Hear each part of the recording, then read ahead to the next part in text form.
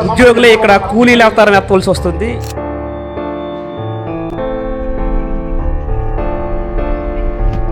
Hi guys, అందరికీ నమస్కారం.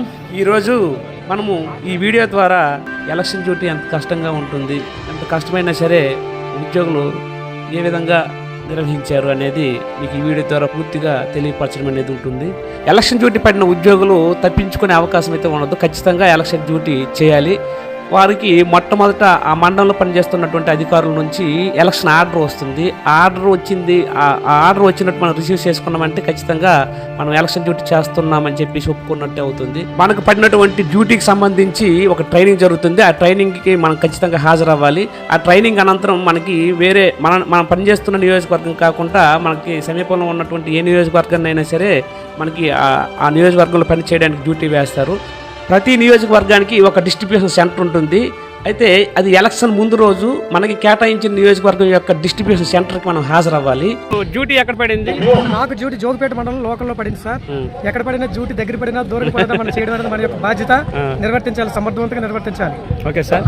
Election distribution centre ఇక్కడికి వచ్చేసి పీఓలు అలాగే ఏపీఓలు ఓపీఓలు అందరూ కూడా ఇక్కడికి చేరడం జరుగుతుంది. ఇక్కడ నుంచి వారికి ఎలక్షన్ సామాగ్రి ఇవ్వడం జరుగుతుంది. ఈ సామాగ్రిని పట్టుకొని వారికి కేటాయించినటువంటి రూట్ నెంబర్లకు ఆధారంగా ఆ రూట్ నెంబర్స్ ప్రకారం వాళ్ళు డ్యూటీ చేయవలసి ఉంటుంది. మేమందరం కూడా ఈ రూట్కి ఒక బస్సు ఉంటుంది. బస్సు తీసుకెళ్ళి ఆ ఎలక్షన్ ఎక్కడైతే జరుగుతుందో ఆ గ్రామం వరకు తీసుకెళ్ళి మాకు విడిచిపెట్టడం జరుగుతుంది. అక్కడ 2 రోజులు మేము అక్కడే స్టే చేయవలసి ఉంటుంది. రేపు ఎలక్షన్ కాబట్టి ఈరోజు ఈవినింగ్ కల్లా పోలింగ్ స్టేషన్కి మేము చేరుకోవడం జరుగుతుంది. కనిపిస్తున్నటువంటి టేబుల్స్ కనిపిస్తున్నాయి కదా, ఈ టేబుల్స్ దగ్గరికి ఒక పీఓ అలాగే ఒక ఏపీఓ 2 ఓపీఓలు ఇక్కడ చేరడం జరుగుతుంది. వారికి అందించవలసిన మనకి ఈ వీడియోలో కనిపిస్తున్నటువంటి సామాగ్రి ఉంది కదా, సామాగ్రిని అందిస్తారు. ఈ సామాగ్రి యొక్క పూర్తి బాధ్యత ఉద్యోగులదే. అంటే ఇక్కడ చేరుకునే సమయం 10 గంటలకైతే మనము బస్సు ఎక్కే సమయం 3 గంటలు అవుతుంది. ఈ డిస్ట్రిబ్యూషన్ సెంటర్ దగ్గరే మధ్యాహ్నం భోజనం కూడా ఏర్పాటు చేస్తారు. ఇక్కడ భోజనం చేస్తున్నంత కూడా ఉద్యోగులే, అలాగే పోలీస్ సిబ్బంది కూడా ఉంటారు.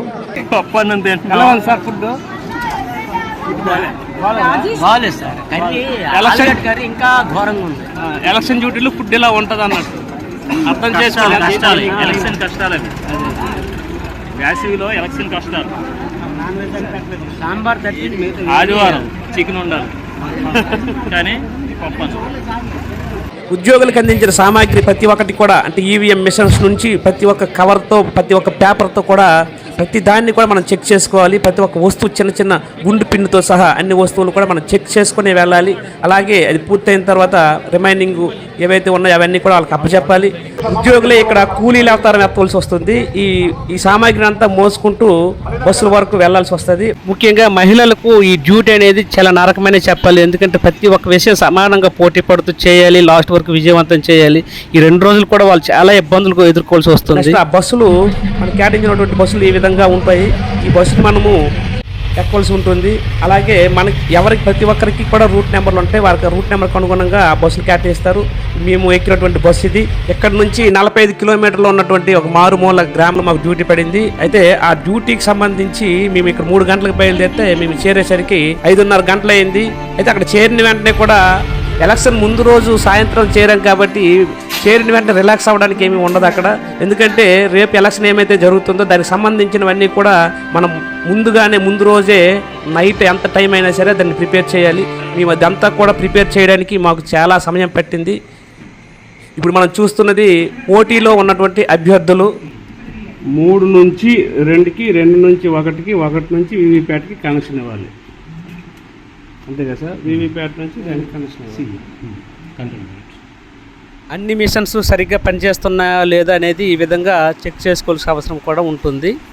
తర్వాత వివిధ పార్టీలకు సంబంధించిన ఏజెంట్లు వస్తారు. వాళ్ళకి ఏజెంట్ ఫామ్స్ నింపాలి, అలాగే వాళ్ళకి పాసులు ఇవ్వాలి. అన్నీ కూడా ఈ ముందు రోజు నైటే జరుగుతాయి. ఇవి ఉన్నటువంటి మనకు కనిపిస్తున్నాయి కదా, ఈ పోస్టర్లు కానీ ఇవన్నీ కూడా ఈ డ్యూటీ కూడా మనమే చేయవలసి ఉంటుంది. ప్రతి విషయాన్ని కూడా మనము క్లియర్ కట్గా వాటర్కి అర్థమయ్యే విధంగా ముందుగానే ప్లానింగ్గా ప్రతి ఒక్కటి ప్లాన్ చేసుకోవాలి. పోస్టర్లన్నీ స్టిక్ చేసి అలాగే వాటర్ స్లిప్లు చింపి ఈ విధమైనటువంటి సిద్ధం చేసుకొని అన్నీ కూడా సిద్ధం చేసుకోసరికి మాకు రాత్రి 12 వరకు కూడా టైం అయిపోయింది. 12 వరకు కూడా నిద్ర లేదు. మీ నలుగురు కూడా ఈ పోలీస్ స్టేషన్ కి కేటాయించడం జరిగింది. నైట్ 12 వరకు నిద్ర ఉండదు. ఉదయాన్నే 4 గంటలకు లేచి అన్ని సిద్ధం చేసి 5:30కి మాక్ పోలింగ్ చేయాలి.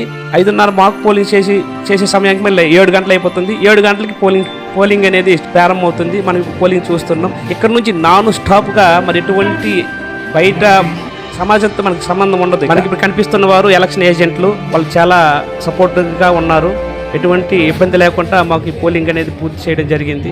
అయితే ఈ పోలింగ్ పూర్తి అయిపోయిన వెంటనే కూడా వెళ్ళిపోవడం జరగదు. పోలింగ్ పూర్తయిన వెంటనే ఇవన్నీ సీలింగ్లు అలాగే అన్నీ రాసి సిద్ధం చేసి మళ్ళీ మనం వెళ్ళాలంటే చాలా సమయం పడుతుంది. ఎలక్షన్ అయితే 5 గంటలకి పూర్తి అయిపోతుంది, కానీ అవన్నీ సీల్స్ అన్ని పూర్తి చేసేయడానికి సాయంత్రం 7 గంటలు అవుతుంది. కానీ మనం 7 గంటలకి వెంటనే మన వరకు బస్సు రాదు.